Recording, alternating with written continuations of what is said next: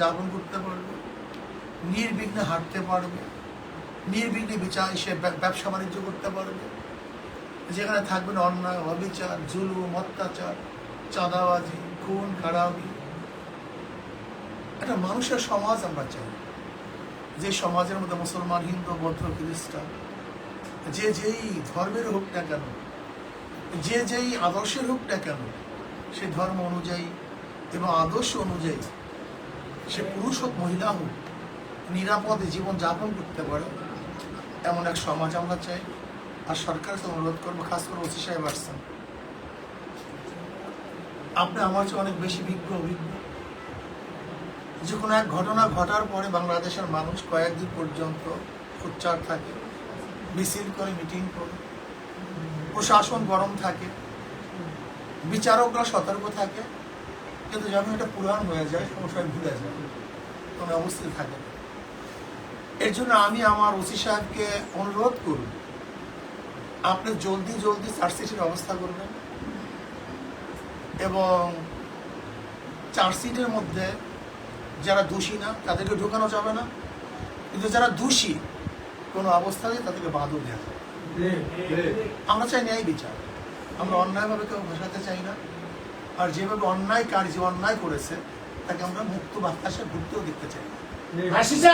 আমরা চাই প্রশাসনের কাছে যে ব্যক্তি খুন করছে, খুনের সাথে যারা জড়িত ছিল, সর্বোচ্চ শাস্তি, ফাঁসি তাদেরকে অবশ্যই দিতে হবে।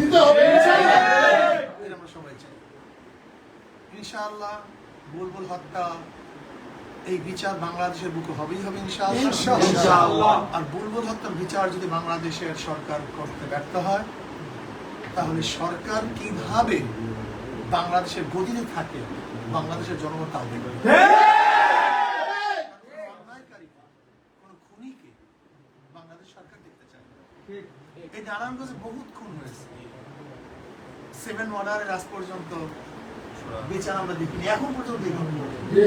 কবে কতদিন আগের ঘটনা, কিন্তু এখন পর্যন্ত শোনা হয়নি। অথচ 7টা মানুষ মারা গেছে নারায়ণগঞ্জ।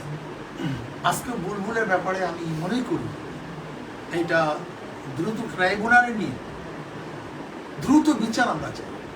এটি এমন লেন্দি বিচার চাই না যে বৎসরকে বৎসর, বৎসরের বৎসর যারা বাদী তারা প্রেশান হয়ে যাবে, হয়রান হয়ে যাবে, আবার যারা বিবাদী তারা ফাঁক ফুকুর থেকে বের হয়ে যাবে, এইটা আমরা চাই না। আর খাস করে বাচ্চা, এতিম বাচ্চা, এদের পাশে আমরা আছি।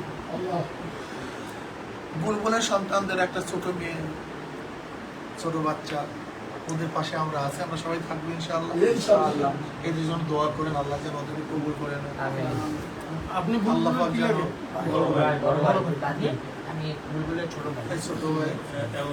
আল্লাহ পাক এই ছোট ভাই বুলবুলের আল্লাহ যেন এই পরিবারের সবাইকে ধৈর্য ধারণ করার তৌফিক দান করেন এবং এমন এক বিচার, দৃষ্টান্তমূলক বিচার হোক, যে বিচারের মাধ্যমে বাংলাদেশের দ্বিতীয়বার কেউ কাউকে খুন করবে সেরকম সাহস যেন কেউ দেখাতে না। আর কয়েকদিন আগে যে এক পরিবারকে সারা হত্যা করেছে, আমরা চাই তাদের বিচার। এক কথা, বাংলাদেশে যে অবৈধ হত্যা, সমস্ত অবৈধ হত্যার বিচার আমরা চাই এবং আমরা নিরাপদে বাংলাদেশ থাকতে চাই। আল্লাহ আমাকে, আমাদের সবাইকে মিলেমিশে বাংলাদেশে নিরাপত্তার সাথে বসবাস করতে হবে। মরহুমের জন্য আমরা সবাই দোয়া করি। আল্লাহুম্মা আমিন।